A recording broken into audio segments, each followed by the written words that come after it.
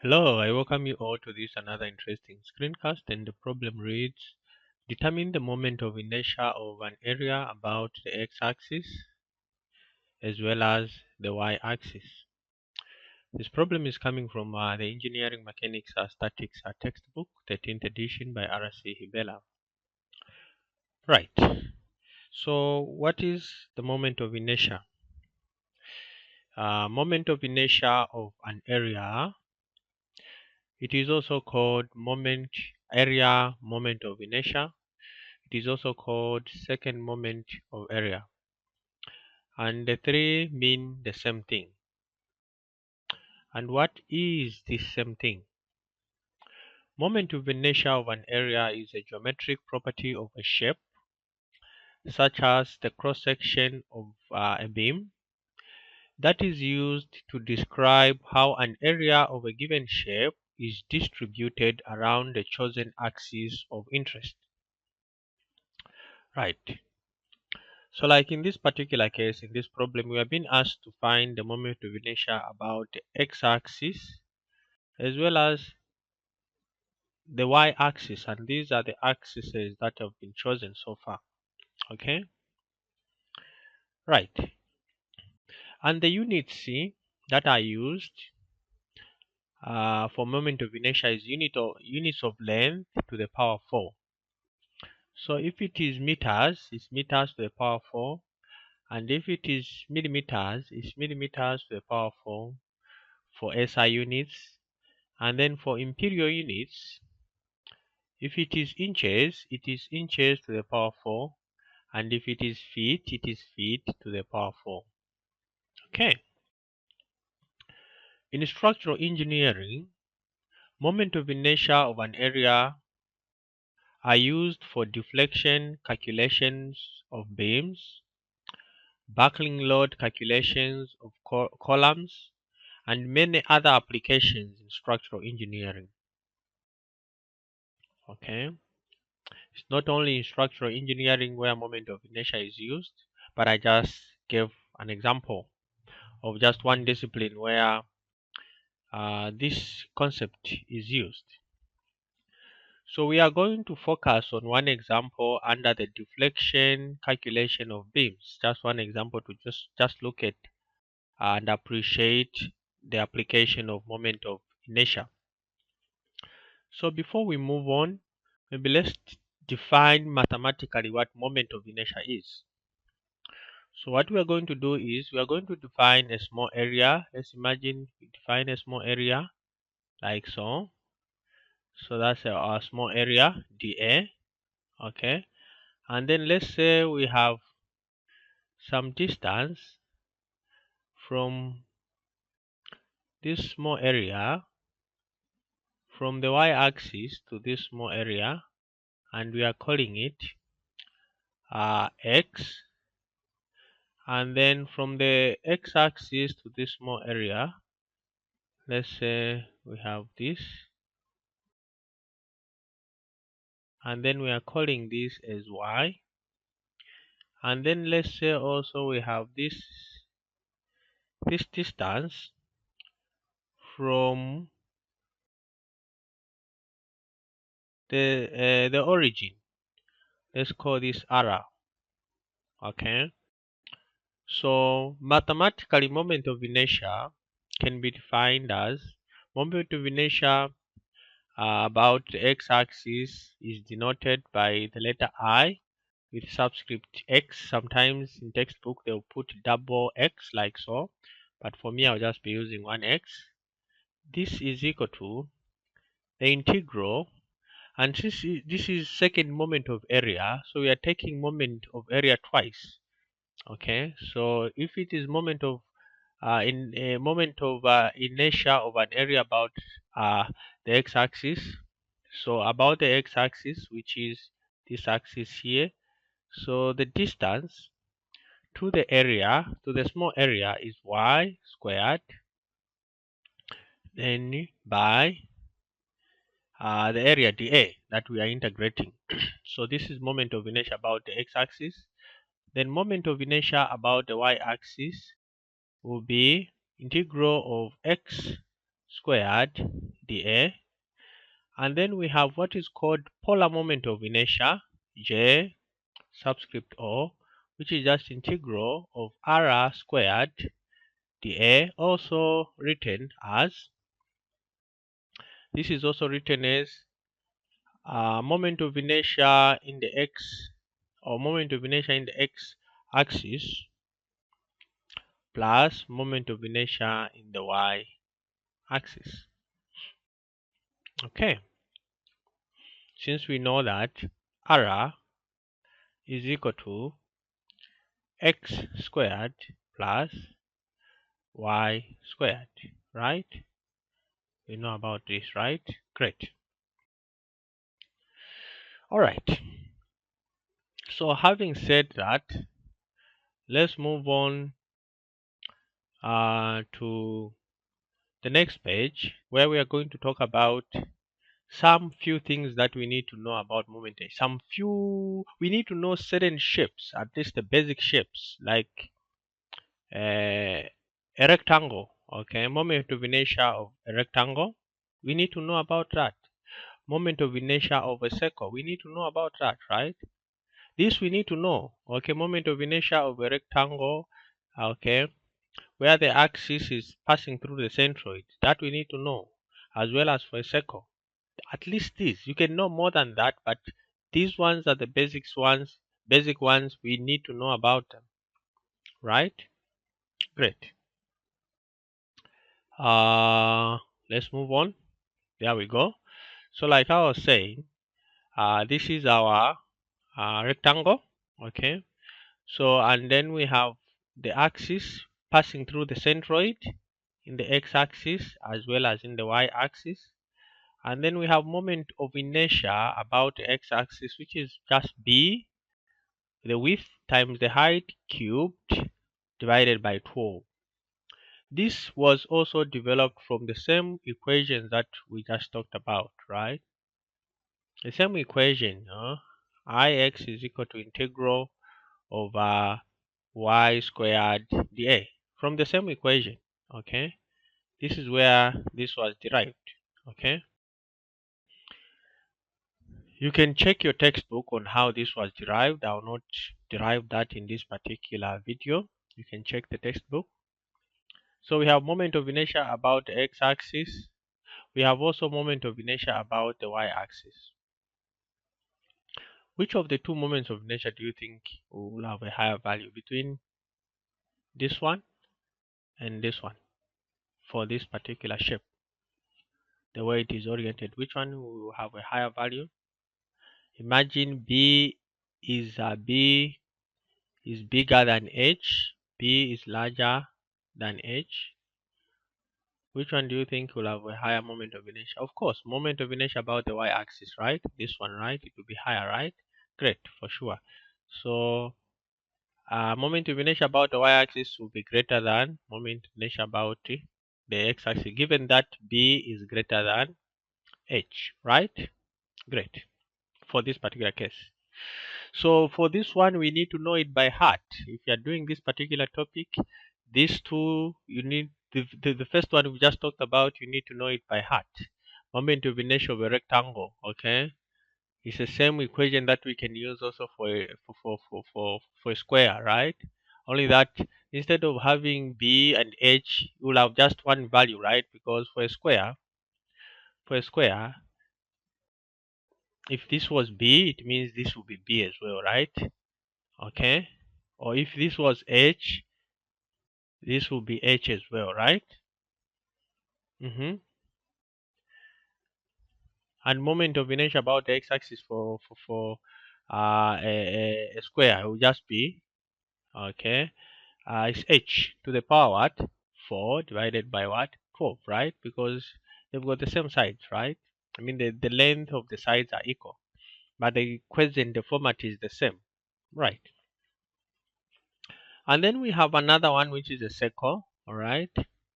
Again, this one is derived from, for this particular one here, you have moment of inertia about the x-axis from the same integrals, okay? From the same integrals. So you're able to derive this, okay, by just taking a small slice. You take a small slice there and so on and so forth. You can check all that, how to do that particular stuff. Okay, you can check that stuff and so on and so forth.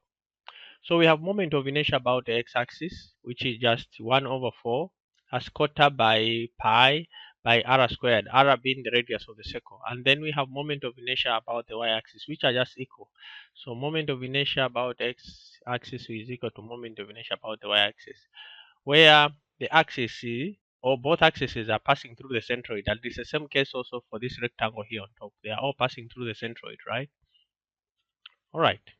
So these we need to know them because we are going to be using most of the shapes that we are going to be dealing with here forward are going to be either a rectangle, mostly rectangle, rectangle, and a few circles with some openings and so on. But these are the basic ones and we need to know them by heart.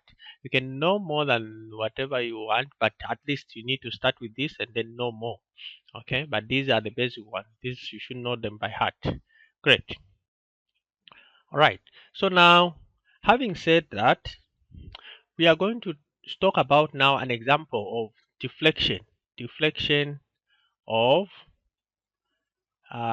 beams. All right, and we want to try and compare how moment of inertia affects the deflection of beams. All right.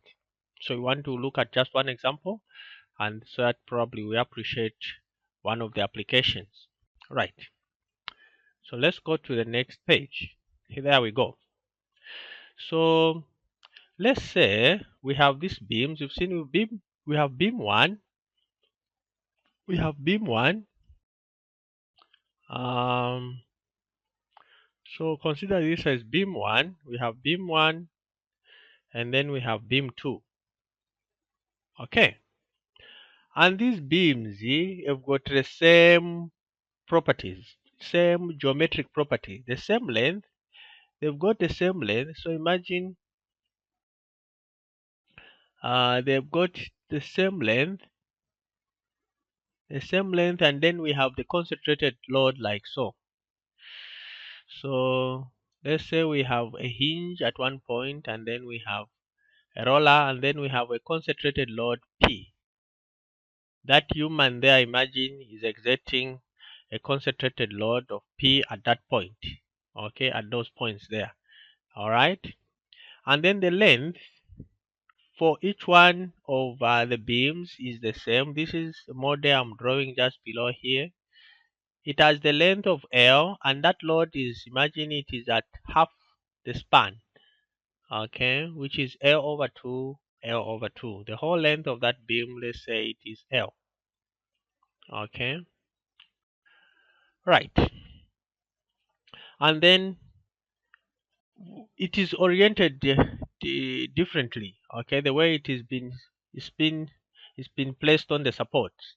Okay, in one case for beam one, when you check on how it has been placed, the orientation, the height, okay, you have the orientation in this manner, like so. If you are to take a section, this is how it has been oriented, and then the other one, it has been oriented like this.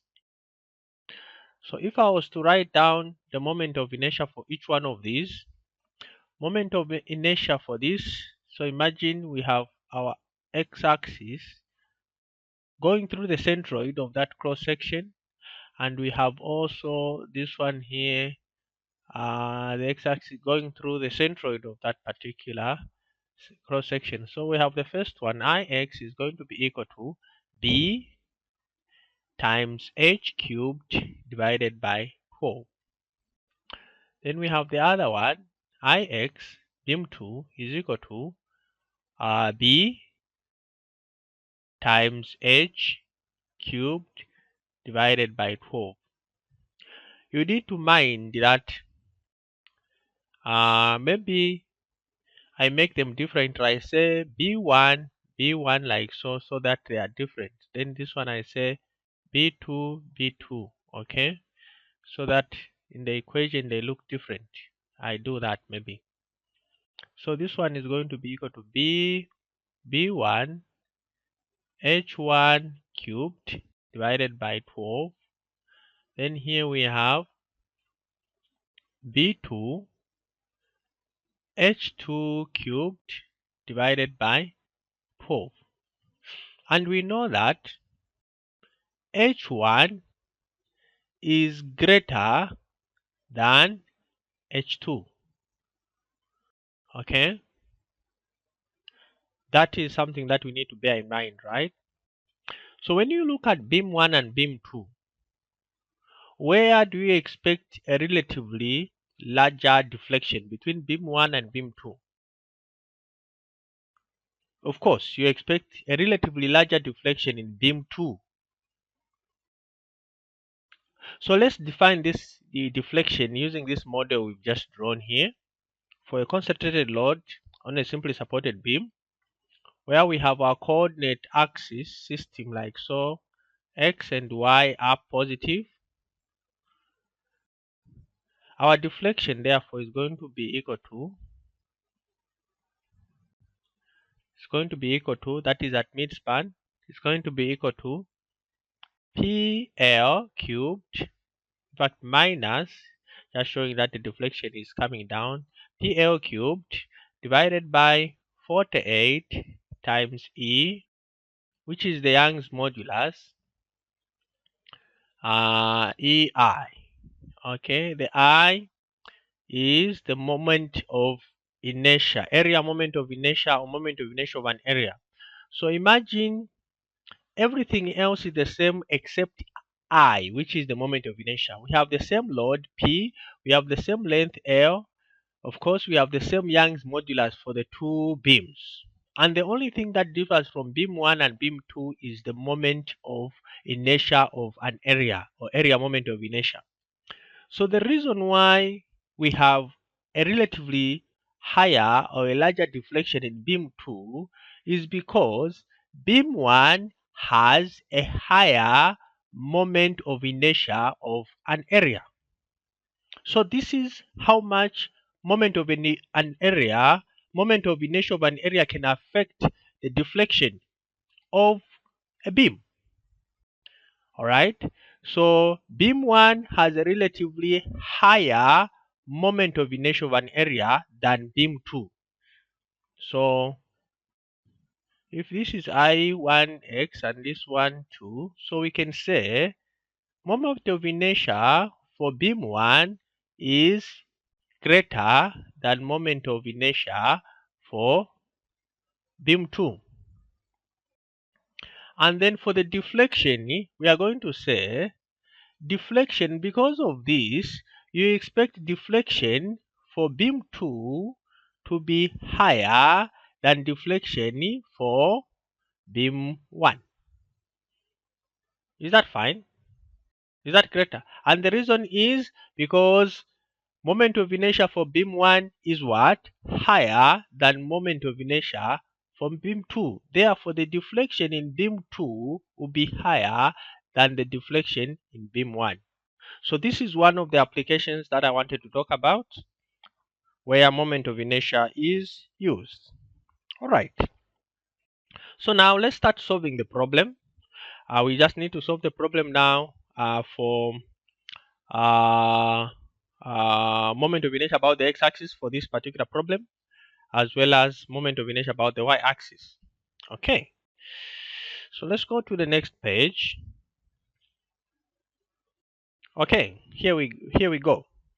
So what we are going to do is to take a small strip, a small differential strip. But which direction do we take? Do we take this direction like this, or do we take this direction? I will explain the advantages of each direction. For now, let's take the difficult direction. Imagine we want to find moment of inertia about the x-axis, and we said this is equal to integral of y squared dA. Okay. So let's start with a difficult one, and I'll explain why. So we'll take a strip, a differential strip that is perpendicular to the axis of rotation. Okay, this is our strip, and it has some thickness dx. Okay, and this point where this particular strip intersects the curve, we are going to call it x comma y. All right, therefore this distance here, or this height here, is equal to y. All right, it's equal to y, and then we have this particular point here, this is equal to y. Then we have this height here, the height of this small strip, the height of this small strip is equal to, since this point here is 1, therefore this is going to be equal to 1 minus y. Okay, it will have this end centroid location, this small strip, and this centroid location is going to be equal to, this centroid location is going to be equal to y cubed is equal to y plus 1 minus y divided by 2. And if we simplify this further, okay, we put a 2 there divided by 2, then this becomes a 2y minus 2, a 2y minus y rather, is just equal to y, then plus 1 divided by 2. Okay, right. Anything else? We also know that this location here, from here to there, let me write it underneath here, this one there is just equal to x. Okay, and we know that our dA therefore is just going to be equal to the height, which is just 1 minus y, times the thickness, which is dx. And we know the equation governing this curve is equal to 4y is equal to 4y is equal to x squared. Making y subject to the formula, this is equal to x squared divided by 4. Great. We have all the information. Do we go ahead? Of course. When we have a case like this, okay, when we have a case, a strip that has its own centroidal axis parallel to the axis of interest, then we are going to invoke another theorem called the parallel axis theorem. So let's imagine this particular axis of this small strip, let's call it x prime. Okay, so when do we use this parallel axis theorem? So the parallel axis theorem can be used to find the moment of inertia of an area about an axis that is parallel to the axis passing through the centroid. Okay, so we are saying this particular theorem can be used to find the moment of inertia of an area about an axis that is parallel to the axis passing through the centroid. Given that the moment of inertia of that particular area is known. Okay, so we have this small strip and it has its centroidal axis that is parallel to the axis of interest. So x prime is parallel to x, and this small strip, you can consider it as a small area that will have its own moment of inertia about the centroidal axis. And because the centroidal axis is parallel to the axis of interest, we are then going to be forced to invoke the parallel axis theorem for us to compute the moment of inertia about the x-axis. So we need to add the moment of inertia of that particular area about the centroidal axis plus the moment of inertia about the x-axis. So what we are saying basically is, for us to find this moment of inertia about the x-axis, we need to add two moments of inertia. So we'll have moment of inertia will be equal to moment of inertia about the x prime plus moment of inertia about the x-axis. So we'll say there we need to multiply the centroidal distance dy squared times the area of that that particular shape. So like in this case, let's now work out this particular problem. As a differential moment of inertia of an area, we'll say dix is going to be equal to dix prime plus our dy in our case, our dy in our case is y cubed, okay, which is equal to y plus 1 divided by 2. That's our dy. Okay, so we'll say there, we'll put y cubed squared, and then our area is just our small area dA. Writing this further, this is going to give us this small strip is like a small rectangle, and we know that for a small rectangle, moment about the x-axis is just bh cubed divided by 12, where h is the height of that small rectangle. So for this one, we know that our b is just a dx, and then our h is just a 1 minus y, and this is raised to the power 3, then divided by 12. So this is the local, if you'd call it, the moment of inertia about the centroid axis for this small strip. Then we are adding it plus another moment of inertia about another axis, in this case the x-axis. So this y cubed, we said, is equal to y plus 1 divided by 2, and this is squared.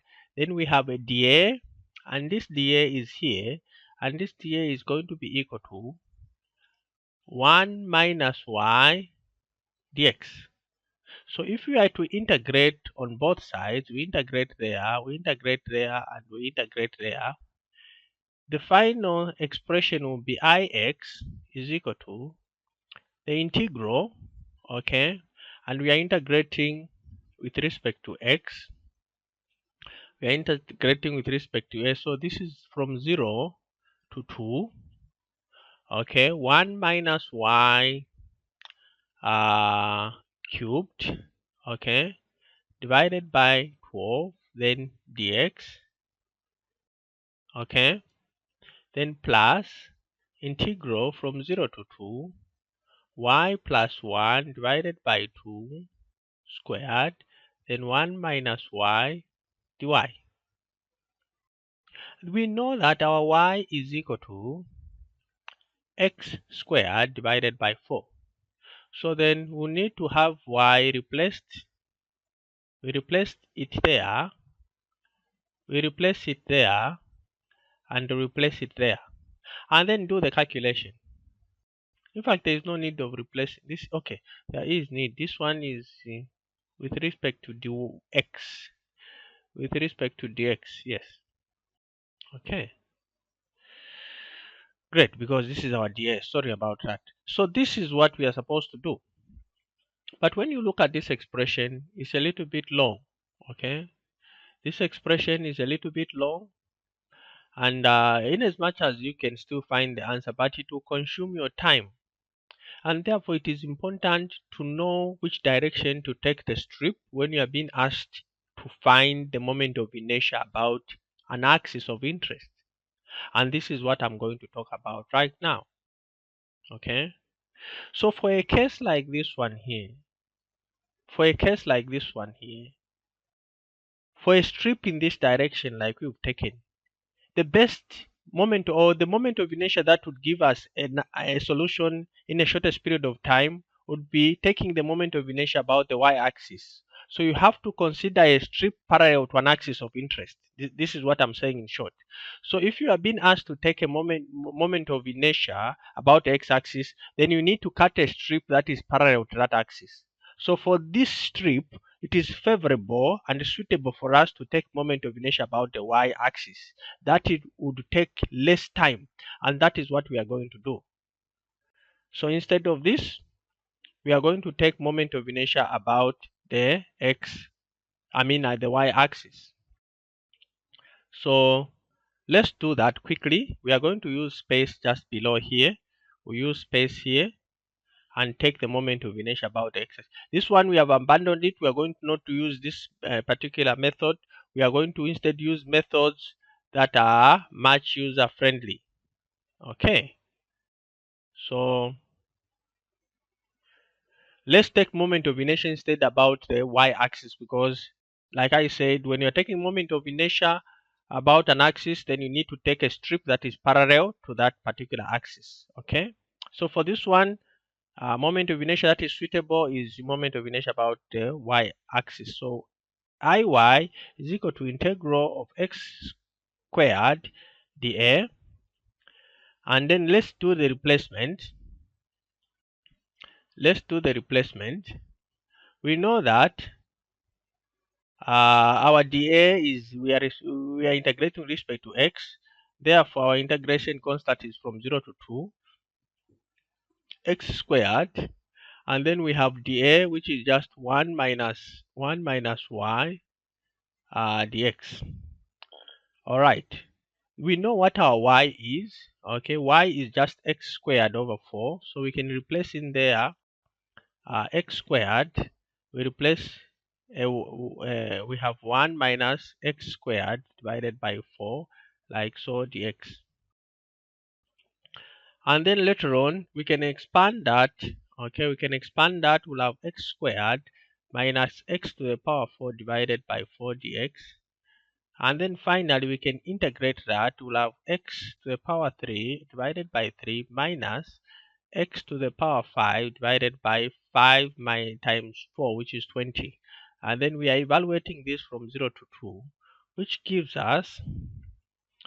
finally gives us, if we are to do the evaluation, this will give us, let's calculate, we have 2 to the power 3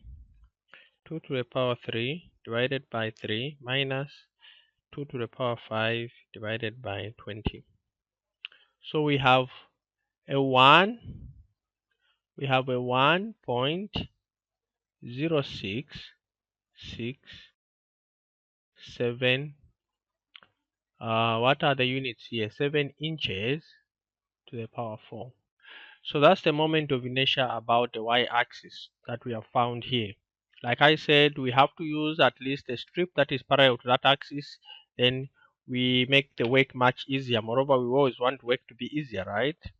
So for the second case, for finding the moment of inertia about the x-axis, we need to cut another strip that is parallel to x-axis.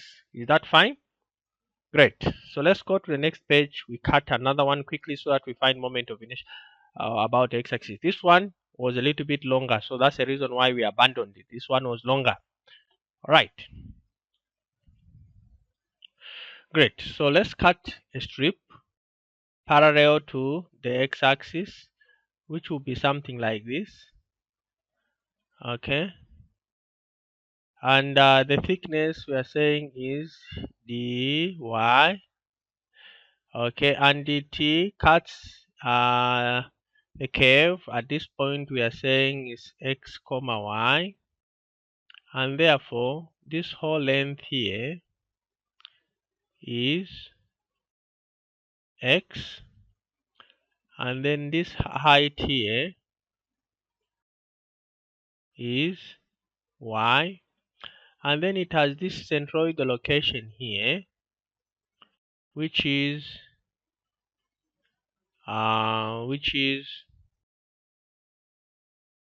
x curled. X curled is equal to x divided by 2. Right, what else do we need here? So we have our dA. Our dA is equal to x dy, and then we have our equation for y is equal to x squared, which can be written as x is equal to root of 4y, which is also equal to 2y to the power half if we just took the positive part. With all this information, then we can go ahead to begin doing the work. Great. So what do we have? We say the equation for finding the moment about the x-axis is integral of y squared dA. Okay, and our dA is with respect to y, so we're going to be integrating. This point here is 1. We are integrating from 0 to 1, y squared, then we have x dy, and then we said our y, what is our x is equal to 2y to the power half, 2y to the power half. So from 0 to 1, y squared, and then our x is y to the power half, then dy, right? There's a 2 there, sorry. There's a 2, let's not forget a 2. We can factor it outside, then y to the power half dy. Then ix, therefore, is going to be equal to, from 0 to 1, y to the power 2 by y to the power half. It gives us y to the power 5 over 2 dy. And if we are to integrate that, it finally gives us y to the power 7 divided by 2, 2 there divided by 7, like so, evaluating from 0 to 1. And if we calculated that, it gives us 1 to the power 7 over 2 is just 1, so 1 by 4 divided by 7, which just gives us a 0.5714 inches squared. Great. So we found the solutions for the two problems.